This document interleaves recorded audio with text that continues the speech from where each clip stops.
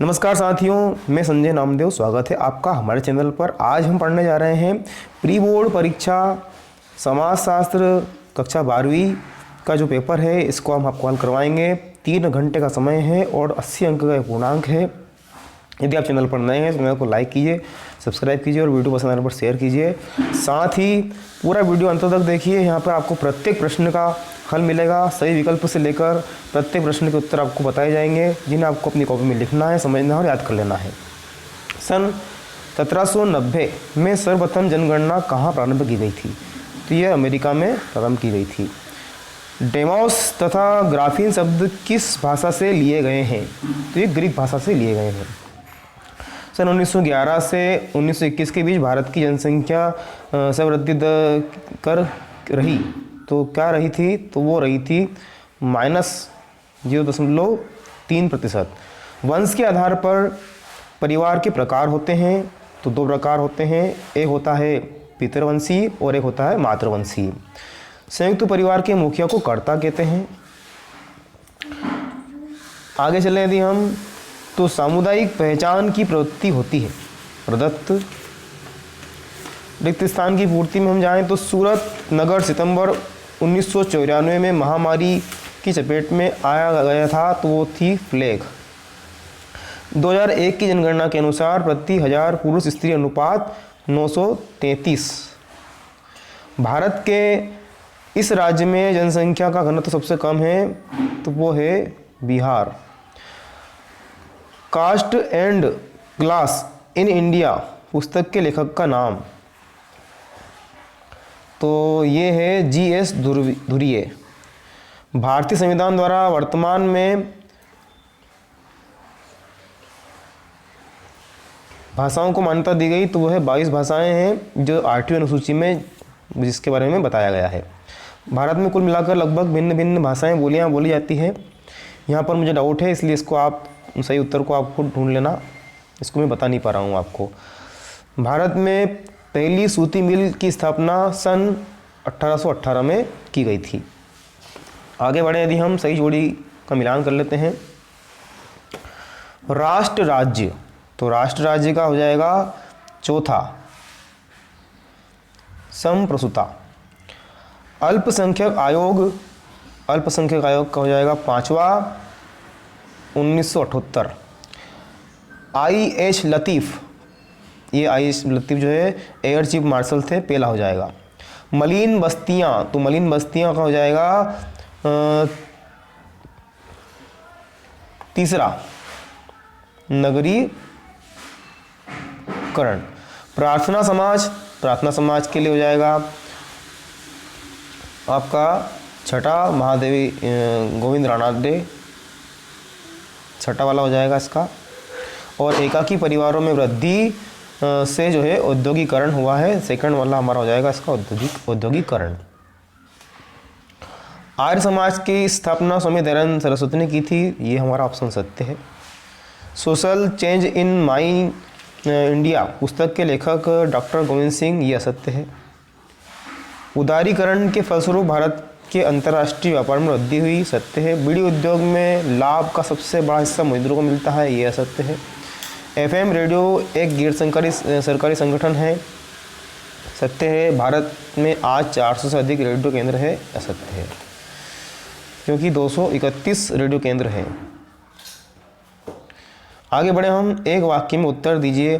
भारत में किसे लोकतंत्र का पहरेदार कहा जाता है? तो भारत में जो है मीडिया मीडिया के अंतर समाचार पत्र, न्यूज़ चैनल वगैरह सभी मीडिया जो भी है उसमें आ जाता है। अगला है हृदय श्रव्य संचार की सबसे प्रचलित जो साधन है उसका नाम बताना है, तो वो है रेडियो।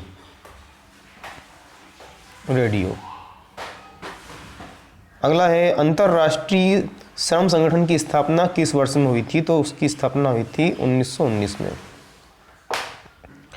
भारत में नक्सलवाड़ी आंदोलन किस राज्य में आरंभ हुआ? पश्चिम बंगाल में हुआ था ये आरंभ,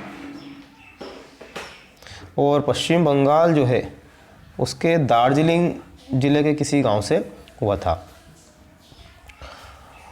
अगला है भारत में पूरा पूरा गांव आज एक भूमंडलीय गांव में बदल रहा है, ये किसने कहा था? ये कहा था लियोनार्ड स्केपर्स ने।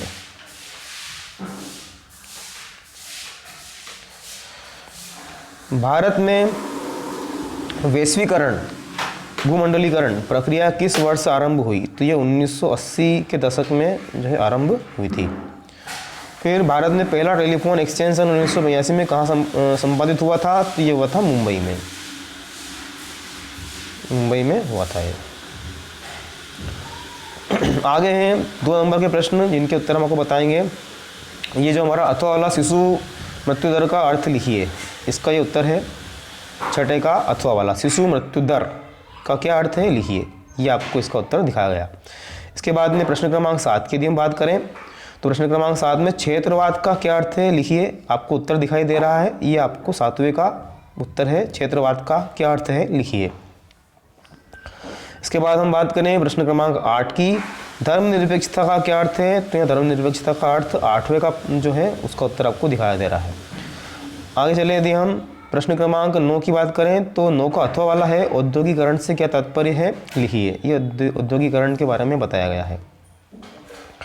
इसके बाद में समाज सुधार आंदोलन का अर्थ लिखिए, तो यहाँ समाज सुधार आंदोलन का अर्थ आपको दिखाया गया है। इसके बाद में प्रश्न क्रमांक 11 की बात करें तो प्रश्न क्रमांक 11 का जो अथवा वाला है उदारीकरण का अर्थ लिखिए, उदारीकरण का अर्थ जो है वो आपको बताया गया है। इसके बाद में प्रश्न क्रमांक 12 की यदि बात करें तो प्रश्न क्रमांक 12 में विनिवेश का क्या अर्थ है लिखिए, विनिवेश का अर्थ यहाँ पे आपको बताया गया है। प्रश्न क्रमांक 13 जनसंचार का अर्थ लिखिए, जनसंचार का अर्थ बताया गया है। प्रश्न क्रमांक 14 की यदि बात करें तो प्रश्न क्रमांक 14 में अथवा वाला जो है श्रमिक आंदोलन से क्या तात्पर्य है? तो श्रमिक संघों के माध्यम से एकजुट कार्रवाई द्वारा श्रमिकों की ओर से उनकी आर्थिक और सामाजिक स्थिति में सुधार के लिए एक संगठित प्रयास, ठीक है। उसके बाद में प्रश्न क्रमांक 15 की यदि बात करें तो प्रश्न क्रमांक 15 का चिपको आंदोलन क्या है लिखिए, चिपको आंदोलन के बारे में आपको बताया गया। प्रश्न क्रमांक 16 का अथवा वाला जाति की विशेषताएं लिखिए, जाति की विशेषताएं बताई गई है, अथवा वाला प्रश्न है प्रश्न क्रमांक 16।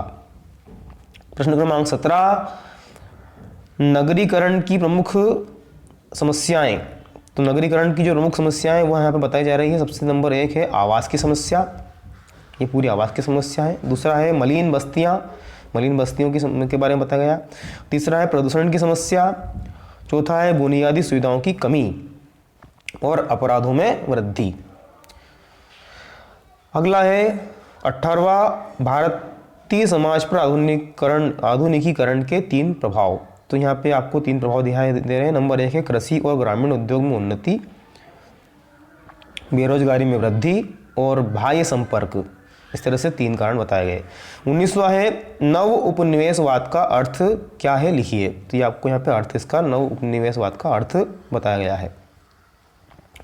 अगला प्रश्न है 20 नातेदारी की श्रेणियां, अथवा वाला नातेदारी की श्रेणियों का वर्णन, अथवा वाला प्रश्न है।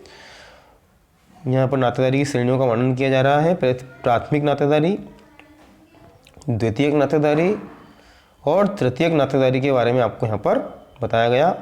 इसके बाद में अगला है भूमंडलीकरण अर्थात वैश्वीकरण की जो विशेषताएं हैं वो नंबर 1 पारस्परिक निर्भरता, विकसित देशों का नियंत्रण और नंबर 3 मानवता का विकास, इसी प्रकार तकनीकी शिक्षा का विकास।